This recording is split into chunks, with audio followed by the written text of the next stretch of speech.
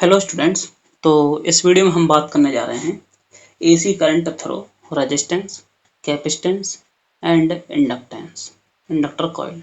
तो ये चीज़ें मतलब हम अगर एसी करंट को हम रेजिस्टेंस से कन और इंडक्टर कॉइल से कैपेसिटर से अगर हम पास कराएं तो उसमें किस तरीके से वो जो हमारा टोटल रेजिस्टेंस होगा हर एक सर्किट के लिए अलग अलग किस तरीके से वो निकल के आएगा, वो हम इसमें पढ़ने जा रहे हैं। और साथ के साथ हम जो इसमें मेन चीज़ पढ़ेंगे वो रहेगा हमारा फेजर डायग्राम। और इसी फेजर डायग्राम को यूज करके हमें जो हमारी आरएलसी सर्किट होगी उसके बारे में हमें एक्सप्लेनेशन देना है कि मतलब इसमें जो हमारा करंट है वो वोल्टेज है, उन दोनों के बीच कितना फेज एंगल और कितने एंगल का डिफरेंस रहेगा। क्योंकि मैथमेटिकल ट्रीटमेंट अगर हम करें उसका, मैथमेटिकल ट्रीटमेंट का मतलब है कि अगर हम मैथमेटिकली अगर सॉल्व करें तो उसमें एक सेकंड ऑर्डर इक्वेशन बनती है जो कि जिसका सॉल्यूशन आपके सिलेबस में नहीं है। क्योंकि जो आप लोग पढ़ते हो सिर्फ केवल फर्स्ट ऑर्डर इक्वेशन होती है, सेकंड ऑर्डर नहीं होती है। ठीक है, तो इसीलिए सिंपल हम फेजर डायग्राम को यूज कर लेते हैं उन सभी को एक्सप्लेन करने के लिए। तो स्टार्ट करते हैं हम पहले एसी थ्रो मतलब अल्टरनेटिंग करंट हम फ्लो करा रहे हैं पहले रेजिस्टेंस से।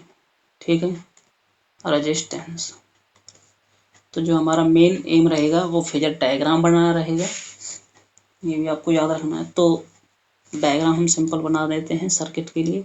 ये हमारा रेजिस्टेंस हो गया, यहाँ पे हमारा एसी सर्किट हो गई। ठीक है, ये एसी वोल्टेज सोर्स है तो उसमें E इक्वल टू लिख देते हैं, E equal to E not sine omega T. यहाँ पर रेजिस्टेंस हमारा आर हो गया। अब जो चीज़ हमने पहले पढ़ी है उसका भी हमें यूज करना है, यहाँ पे ये बात भी आपको याद रखनी है। तो यूज कैसे करनी है कि अगर हम करंट निकालें तो रेजिस्टेंस के लिए हम ओम्स लॉ यूज करते हैं सीधे सीधे। V बराबर होता है आई आर और I बराबर होता है V अपॉन आर। ठीक है, तो V की वैल्यू है वो हमारी सिंपली E हो जाएगी, अपॉन में R हो जाएगा, तो इसका मतलब ई नॉट ओवर आर हो जाएगा और साथ में हमारा साइन ओमेगा टी हो जाएगा। इसी को अगर लिखना चाहूँ तो ये हो जाएगा i equal to i not sine omega t. ठीक है, ये हमारी हो जाएगी इसकी वैल्यू। अब एक चीज़ जो आपको यहाँ पे देखने के लिए मिली है, जो आपको मतलब याद रखने, जिससे आपको पता चलेगा कि फेजर डायग्राम किस तरीके से बनाना है। बाकी आपको जब मैं डायग्राम बनाऊँ तो ये बताऊँ फेजर डायग्राम होता क्या है। तो जो ये हमारा साइन ओमेगा टी है इधर और यहाँ भी साइन ओमेगा टी है, दोनों में एंगल सेम है, तो इसका मतलब जो दोनों में जो एंगल का डिफरेंस है वो हमारा जीरो है। ठीक है, तो जो उसका फेजर डायग्राम बनेगा, फेजर डायग्राम का मतलब होता है जो हमारा करंट है और वोल्टेज है। ठीक है, आई और वी को अगर हम एक ग्राफ से रिप्रेजेंट करते हैं, इन दोनों के बीच में कितना एंगल का डिफरेंस है उससे अगर रिप्रेजेंट करना चाहें उस डायग्राम को बोलते हैं हम फेजर डायग्राम। ये आपको याद रखना, डेफिनेशन आपको शायद कहीं गलती से कहीं मिल जाए आपको। ठीक है, बनाना कैसे है वो भी आपको बता देता हूँ कि यहाँ पर दो जो मतलब आई है और ई है, आई का मतलब करंट है और जो वोल्टेज है, इन दोनों के बीच में जो फेज डिफरेंस है वो तो हमारा जीरो है। फेज डिफरेंस का मतलब फाई वो हमारा जीरो है। तो इसका मतलब ये हुआ कि अगर मैं इस लाइन के अलॉन्ग अगर करंट को शो कराऊंगा तो इसी लाइन के अलॉन्ग मुझे ईएमएफ को भी शो करना पड़ेगा। ठीक है, डायरेक्शन दोनों मतलब एक ही लाइन के अलॉन्ग दोनों को मुझे शो करना है, क्योंकि दोनों के बीच में जो फेज डिफरेंस हमारा वो जीरो है। ठीक है, ये आपको याद रखना है। अब ये मैंने जो डायग्राम बनाया है, अगर मैं यहाँ पे मान लेता हूँ किसी आर्बिट्रेरी किसी एंगल ओमेगा टी से, ठीक है, यहाँ पे मतलब किसी एंगल थीटा से या फिर ओमेगा टी जो भी आप मानना चाहें, तो थीटा को मैं ओमेगा टी लिख देता हूँ। अगर मैं यहाँ पे आई रिप्रेजेंट कर रहा हूँ तो इसी के अलॉन्ग मुझे ई भी रिप्रेजेंट करना पड़ेगा, क्योंकि दोनों सेम डायरेक्शन में होते हैं। अब इस जो ये लाइन है इस लाइन को मैं कैसे भी रोटेट कर सकता हूँ, मतलब इसको इधर ले आऊँ कहीं भी बना दूँ, इधर ले आऊँ कहीं भी बना दूँ, कोई फर्क नहीं पड़ने वाला है। इसी डायग्राम को अगर मैं इस तरीके से बनाऊँ भाई, यहाँ पे मैं करंट बना दूँ तो ईएमएफ भी मेरा इस लाइन के अलॉन्ग हो जाएगा। और अगर मैं चाहूँ तो अगर करंट को ऊपर बना दूँ तो ईएमएफ भी हमारा ऊपर की तरफ ही हो जाएगा, वर्टिकल एक्सिस पे। ये आपको याद रखना है कि जो दोनों हैं दोनों हमारे सेम डायरेक्शन के अलॉन्ग होते हैं। ठीक है, अब इसके बाद हम बात करें इसके डायग्राम की। अगर हम इसको मतलब सिंपली अगर जो अगर हम ग्राफ बनाना चाहें sign omega T cos omega T, तो वो किस तरीके से बनेगा।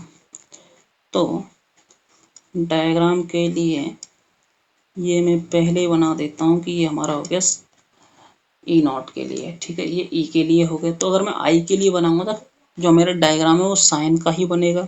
इसका मतलब ये है कि जहाँ पर ई की वैल्यू हमारी मैक्सिमम है वहाँ पर आई की वैल्यू मैक्सिमम होगी, जहाँ पर ई की मिनिमम है वहाँ पर आई की मिनिमम होगी। सेम कंडीशन जो उसके लिए एप्लीकेबल है वो उसी के लिए है, लेकिन बात आती है वैल्यू की, ठीक है। तो यहाँ पे जो हमारी आई नॉट है वो हमारा ई नॉट ओवर आर, और आप यहाँ से देखो तो जब ई नॉट ओवर में आर करेंगे तो इसका मतलब ये हुआ कि जो हमारी करंट की वैल्यू है आई नॉट वो हमारी ई नॉट से कम होगी। तो इसका मतलब ये है कि अगर ई नॉट हमारा यहाँ पर है तो आई नॉट इसके नीचे आएगा, अगर ई नॉट यहाँ पर है तो आई नॉट उसके नीचे ही आएगा हमेशा, ठीक है। तो जिसमें ये तो ईएमएफ के लिए होगा, करंट के लिए अगर बनाना चाहें तो वो बन जाएगा हमारा इस तरीके से ग्राफ, ठीक है। तो ये बन जाएगा कुछ इस तरीके से, ठीक है। और रेड वाला हो जाता हमारा फिर करंट के लिए, ये आपको याद रखना है, ठीक है। तो इनको मैं हटा देता हूँ।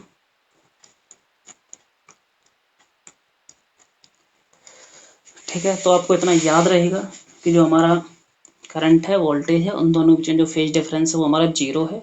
और अगर हम ग्राफिकली शो करना चाहें तो इस तरीके से हमारा डायग्राम बन जाएगा, ठीक है। और अगर कोई कैलकुलेटर अगर आप यूज भी करते हो कोई ग्राफिंग कैलकुलेटर तो उसमें आपको इजीली आपको ये बता देगा मतलब इसकी वैल्यू किस तरीके से होगी, ठीक है। तो उसमें पर आपको ई नॉट आर की वैल्यू कुछ पुट करनी पड़ेगी, ई नॉट की वैल्यू कुछ ना कुछ आपको पुट करनी पड़ेगी तब वो आपको शो करेगा, ठीक है। और इसमें एक कंडीशन ये भी है कि अगर रेजिस्टेंस हमारा 1 ओम हो जाता है तो उस केस में जो हमारा ई नॉट है अगर गलती से if R is equal to 1 ohm कर दें हम तो जो हमारा ई नॉट है वो हमारा आई नॉट के इक्वल हो जाएगा, क्योंकि 1 से किसी में डिवाइड करो कोई फर्क नहीं पड़ने वाला, ये भी आपको पता है, ठीक है। तो इसीलिए मतलब हम जो यहाँ पे आर मान रहे हैं वो उससे कुछ अगर 1 से मतलब बड़ा है, ठीक है। अगर वो 1 से लेस देन होगा तो ई नॉट से वो ज़्यादा भी जा सकती है डिपेंडिंग ऑन द कंडीशन। पर हम जनरली एज्यूम कर रहे हैं कि जो हमारी आर है आर की वैल्यू 1 से बड़ी है, ठीक है। ये बात हम मान के चल रहे हैं तो इसलिए हमारा जो ग्राफ है वो इस तरीके से आया। आपको जो मेन उद्देश्य था यहाँ पे बताने का वो ये है कि जब दोनों का ग्राफ है जिस टाइम पे पहले का जीरो हो रहा है उसी टाइम पे दूसरे का भी जीरो हो जाएगा, जिस टाइम पे आई जीरो होगा उसी टाइम पे वी भी हमारा जीरो होगा, ठीक है। मैक्सिमम दोनों की सेम टाइम पे होगी, मिनिमम भी सेम टाइम पे होगी। अब इसके बाद नेक्स्ट बात करते हैं हम, ये था हमारा रेजिस्टेंस। इसके बाद हम आते हैं AC through inductor coil. Inductor coil तो इसमें करना क्या है हमें, तो यहाँ पर हम एक इंडक्टर कॉइल बना लेते हैं, ठीक है, बना ली, ठीक। और साथ में ये हमारा हो गया AC सोर्स। जो मैंने यहाँ पे बनाया है ये मेरा साइन कर्व की फॉर्म में है, मतलब वेव फॉर्म में मैंने एक यहाँ पे रिप्रेजेंट कर दिया है। इससे पता चल रहा है कि हमारा AC करंट है, ठीक है। तो इसको मैं लिख देता हूँ is equal to E not sine omega T, और यहाँ पे ये हो गया मेरा एल, एल होता मेरा इंडक्टेंस। अब इसके बाद जो आपको पता है इंडक्टेंस अगर हम के लिए हम बात करें तो जो ईएमएफ होता है हमारा ई, इसके लिए इंडक्टर के लिए वो होता है minus L D I over D T, ठीक है, सही है। और एक तरीके से अगर बात करें हम डायरेक्ट माइनस साइन को अगर मैं हटा दूँ सिंपल मैग्नीट्यूड फॉर्म में बात करूँ तो ई बराबर होता है L D I over D T. तो भाई ई की वैल्यू जो हमें यहाँ पर दे रखी है वो है हमारी ई नॉट साइन ओमेगा टी। ये हमें पता है तो मैं इसका यूज करके आई की वैल्यू निकाल सकता हूँ। इसका मतलब ये हुआ कि जो डी आई अपॉन में डी टी की वैल्यू है वो हो जाएगी e not upon l sine omega T, और इसको कर देता हूँ फिर मैं इंटीग्रेट, तो वैल्यू हो जाएगी e not over l sine omega t into d t. दोनों तरफ इंटीग्रेट कर दें तो दोनों तरफ इंटीग्रेट करेंगे तो ये हो जाएगा ई नॉट ओवर ओमेगा एल, और साइन का हो जाएगा हमारा कॉस, ठीक है, ये हो जाएगा कॉस ओमेगा टी। और जो कॉस ओमेगा टी होगा उसके साथ एक नेगेटिव साइन भी आएगा, ये भी आपको पता है, ठीक है। अब मैं इस नेगेटिव साइन को लिखना चाहूँ तो हटा करके तो मैं इसको लिख सकता हूँ मैं cos pi by to minus omega T, अगर यहाँ पर नेगेटिव साइन रहेगा तो, ठीक है। कॉस ओमेगा को लिखना चाहूँ तो मैं उसको साइन की फॉर्म में इजीली शो कर सकता हूँ। ये तो हो गया मेरा i is equal to E not over omega l into sine, ठीक है। अब अगर मैं माइनस साइन को और अंदर ले जाता हूँ तो ये हो जाएगी e not over omega L, और साइन का हो जाएगा हमारा साइन ही रहेगा, ठीक है। साइन तो भाई हमारा साइन रहेगा, और जब माइनस अंदर जाएगा तो ये हो जाएगा omega t minus pi by two, ठीक है। तो जो फाइनल वैल्यू हमें मिलेगी वो हो जाएगा i is equal to E not upon omega l, साथ में हो जाएगी हमारी sine omega t minus pi by two, ठीक है। तो ये आ जाती है हमारी वैल्यू। अब मैं अगर इसको कंपेयर करना चाहूँ तो जो मेरी यहाँ पर रेजिस्टेंस की वैल्यू आती है, ठीक है, जो हमारे यहाँ पे इंडक्टर कॉइल को जो रेजिस्टेंस लगेगा उसे मैं एक्स एल से रिप्रेजेंट कर दूंगा, और एक्स एल हो जाएगी हमारी ओमेगा एल के इक्वल, ठीक है। ओमेगा एल होता है हमारा reactance of the inductor circuit, इसको मैं रिएक्टेंस बोल देता हूँ, रिएक्टेंस ऑफ इंडक्टर कॉइल। जो हमारे इंडक्टर कॉइल उसका जो रिएक्टेंस है वो कितना, वो रिएक्टेंस का यहाँ पे सीधा सा मतलब ये है कि जो वो रेजिस्टेंस प्रोवाइड करा रहा है इंडक्टर एसी सर्किट में वो कितना हो जाएगा। तो यहाँ पे आपको वैल्यू मिल गई है, ठीक है। ये हो गई हमारी इंडक्टर कॉइल के रेजिस्टेंस के लिए। अब यहाँ पे एक बात आपको देखने के लिए मिली है कि भाई आई तो हमारा इतना है, और जो ई बराबर होता है वो होता है simply E is equal to E not sine omega T. इसका मतलब ये हुआ कि दोनों के बीच में जो हमारा फेज डिफरेंस होगा, एंगल का डिफरेंस, वो हो जाएगा हमारा पाई बाई टू, ठीक है। कि अगर हम यहाँ पे दिखाना चाहें जो हमारा करंट है उसमें वही omega t minus pi by to है, ठीक है। और जो ई नॉट है उसमें हमारा सिंपल ओमेगा टी है, तो इसका मतलब ये हुआ कि जो ओमेगा जो करंट है हमारा वो पाई बाई टू एंगल से पीछे है। तो मैं लिख सकता हूँ कि ई इज,